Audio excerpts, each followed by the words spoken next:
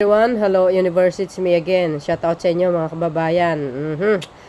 So, nako po mga best, nakikita niyo po 'yan. Nandyan po ang pangulo, binisita yung mga nakumpiskang mga bawal na gamot guys sa karagatan. Alam niyo naman po 'yun.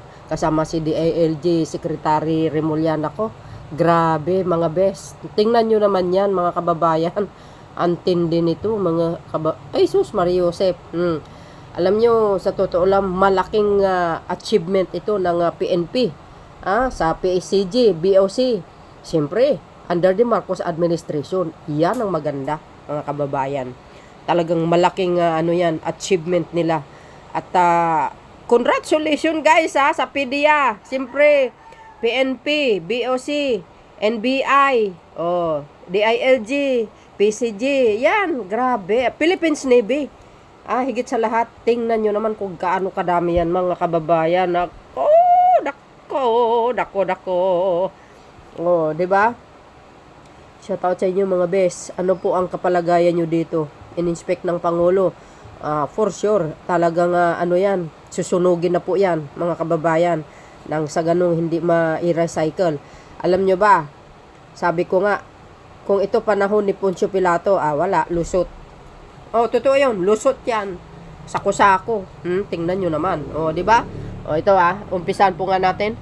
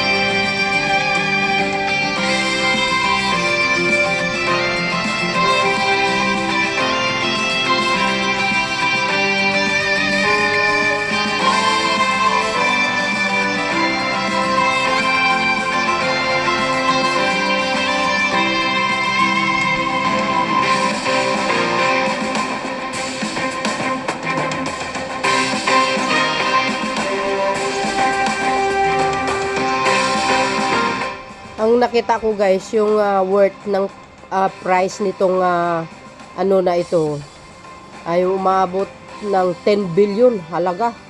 Ay grabe. Tingnan nyo naman yan Kung ito guys nakapasok sa bansa natin, kawawa ang mga kabataan.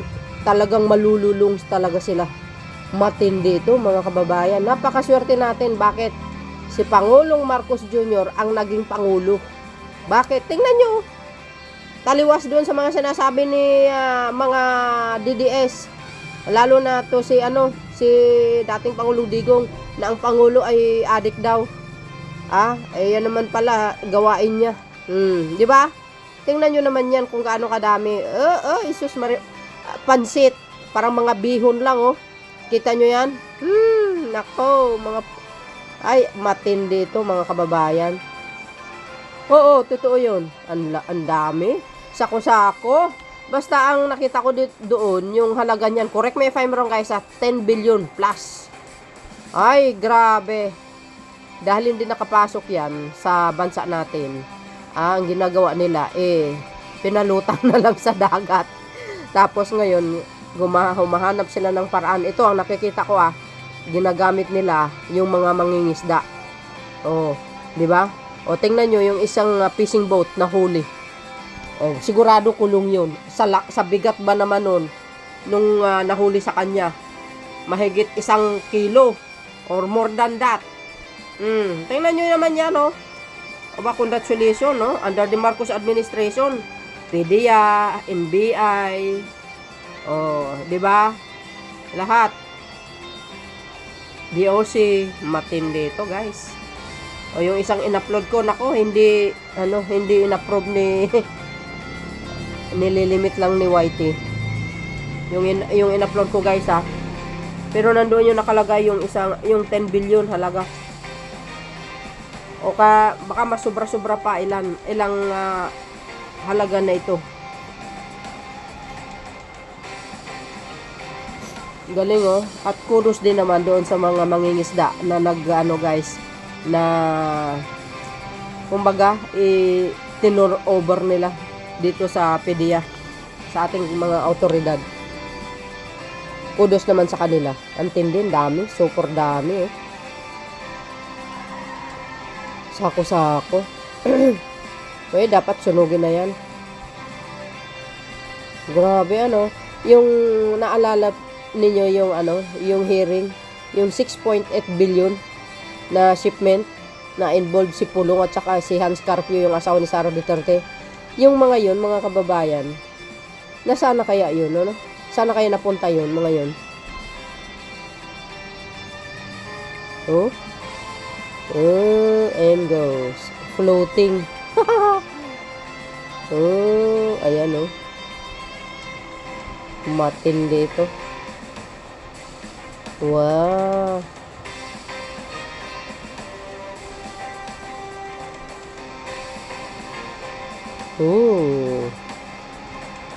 Matindi. Yan, dami. Shoutout sa inyo, mga kababayan. Shoutout. Hello, hello.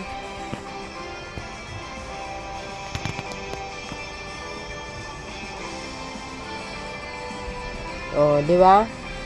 Ganyan dapat. Alam nyo, may napapansin ako talaga sa ating mga kapulisan ngayon. Grabe, talagang napakasipag nila talaga manghuli. At tingnan nyo naman yan, gabulto. Ay, my goodness. Ito, malaking to, guys, malaking kasiraan sa buhay ng isang tao.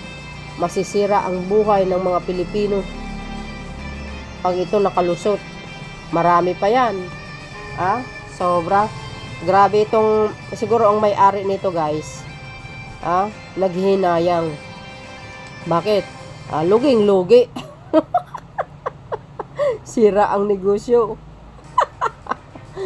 Sirang-sira yung negosyo. Wala stick talaga. Sirang-sira ang negosyo. My goodness. Biro nyo yan, mga beswa. May nakalagay June 3, 2025. And goes. Plus yung mga ibang na nasabat sa iba't ibang lugar pa. Siguro pinagsama na rin siguro yan dyan.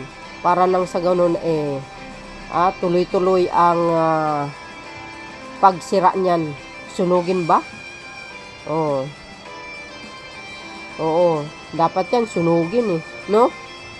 O kaya tunawin sa buhangin. Hindi naman pwede itapon yan na guys, no, sa dagat. Na kumbaga itapon baga.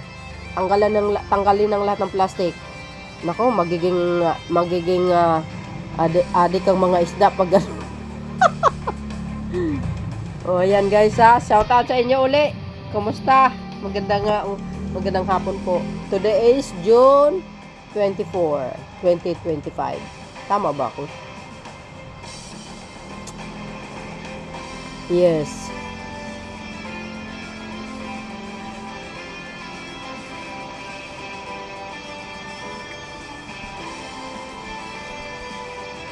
Grabe. Galing talaga ng administrasyong Marcos, Talagang grabe. Yung pagsugpo nila tong mga bawal na gamot na ito.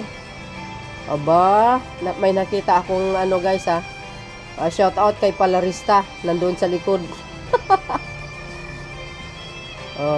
Kasama na sila dyan, mga kapwa naming pro BBM or pro government political content creators, mga vloggers.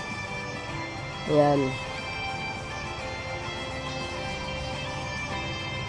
Siyempre, guys, pro government tayo. Hindi lang pro-government, Marcos loyalist tayo. O, di ba?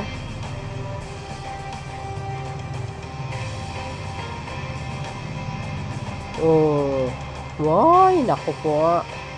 Ang dami yarn.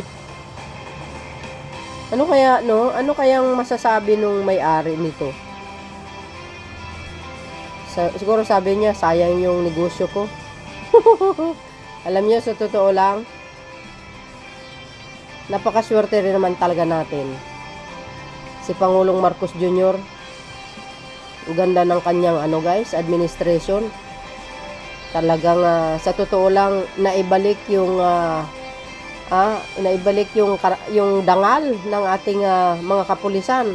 Kasi nung mga past admin, mga kababayan, nasasangkot yung iba, hindi lahat yung iba sa hindi magandang gawain.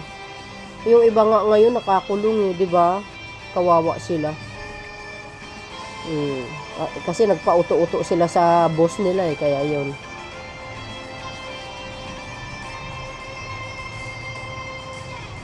Wow. Dapat ora mismo sunugin na nila. Ano ba ang makukuha mo diyan, mga kababayan? Ano, 'di ba? Anong makukuha mo diyan? Ano bang benefit mo kung gumamit ang ganyan? 'Di ba? Masisira lang yung buhay mo, yung hindi lang yung buhay mo, yung kinabukasan mo talaga sisirain niya. Ay hindi lang 'yun, yung katawan mo. Marami akong nakikita guys na nalulung dito sa bawal na gamot na ito. Alam nyo ba kung ano itsura nila? Nako, kapangit. Sobrang pangit, na mayat, tapos na nalalim yung mga mata. Ang pangit talaga, as in. Yung himbis na mayroon ako nakita sa Amerika. Talagang inamin niya, talagang grabe siya gumamit, mga kababayan. Alam nyo itsura niya? Sobrang tanda niya. Sisirain niya talaga yung buong katawan mo. Sa pamamagitan guys yung dry, nagkanda kulubot ka na, kahit bata ka pa, tapos gumamit ka ng ganito, ay patatandain kanya talaga. Pakukulubutin niya talaga ang mukha mo. Papangitin kanya. Hindi totoo yun. Mag-research kayo para alam nyo. Patatandain kanya talaga. Tatanda ka talaga dito. Kaya yung benefit nito makukuha, hindi lang sirain niya ang kinabukasan mo, kundi pati ang health mo. O, di ba? Ito, mayroon akong pinsan nung high school ako, mga kababayan. Sa sobrang gamit niya, mga bes, nabaliw siya. Hanggang dumating yung time na sa pagkabaliw niya, dahil na over na sa paggamit baga, kung ano-ano nang pinagsasabi, salita siya ng salita. Ginagawa niya, naghuhubad na lang siya sa kalsada. Si Kankasen ko po yun. Matagal na yun, mga bes, 1990s na yun. Oo. So dahil sa madaling salita, nabaliw talaga siya, nasira ang kinabukasan niya. Naglalakad siya, siguro talagang nakagamit nung that time na yon.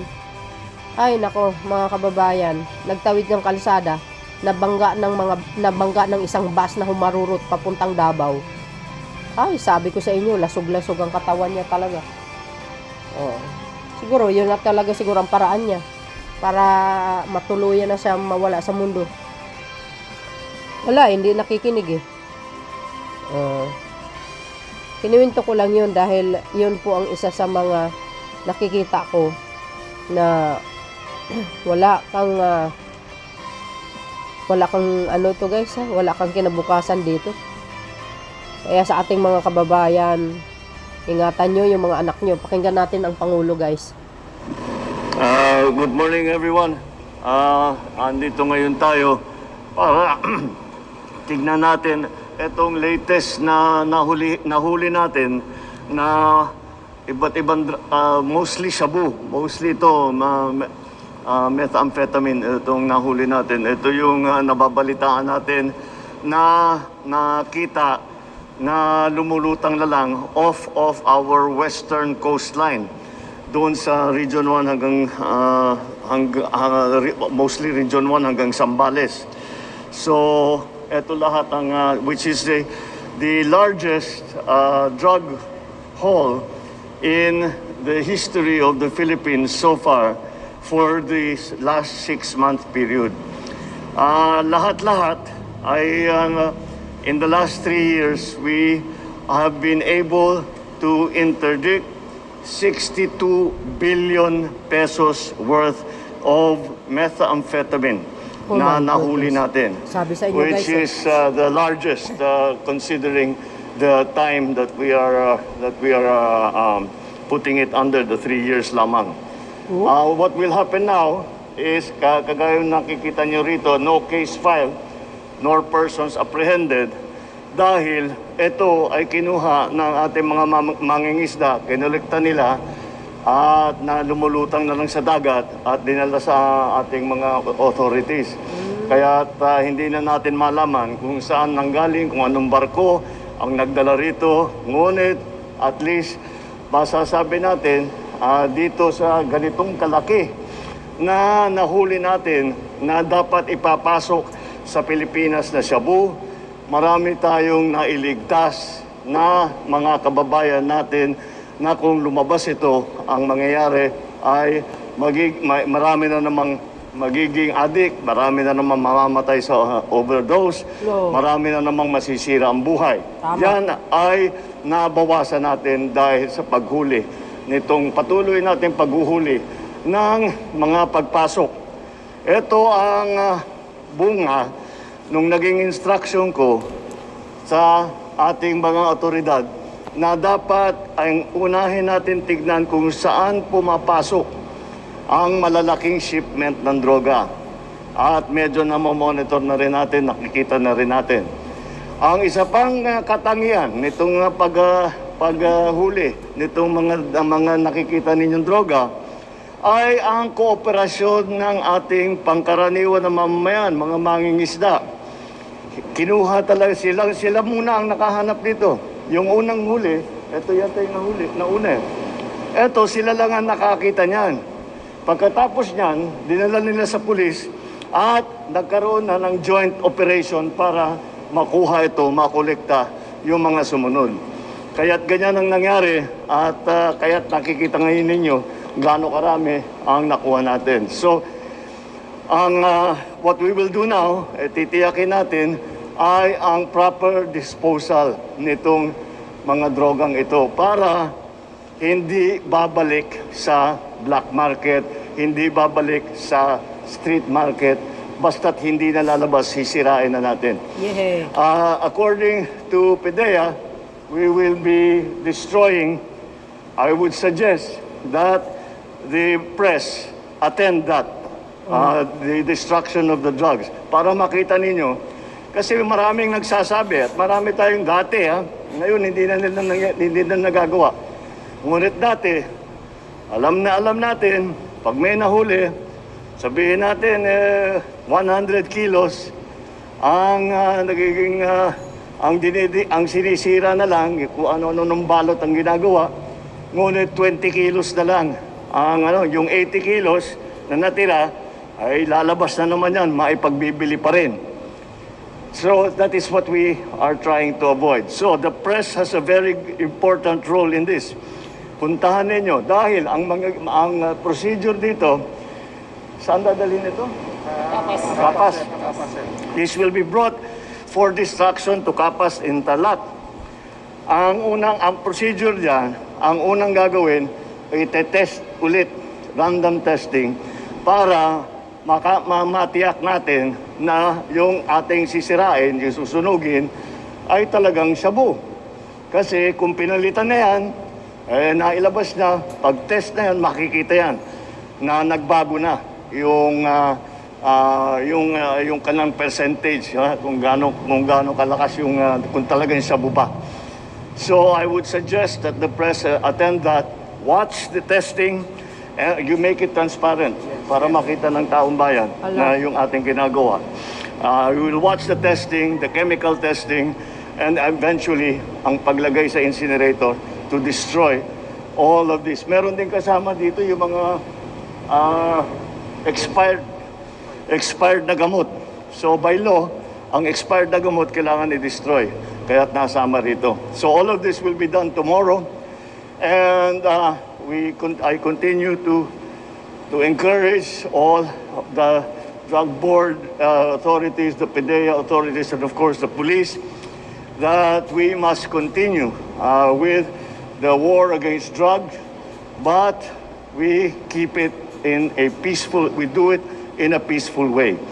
It has been described as a bloodless war on drugs, and that is what we are aiming for. But nonetheless, despite the fact that we do not kill people that are just suspected of having anything to do with drugs, imbis na ganyan ang ginagawa natin, we are handling the drug problem in a different way.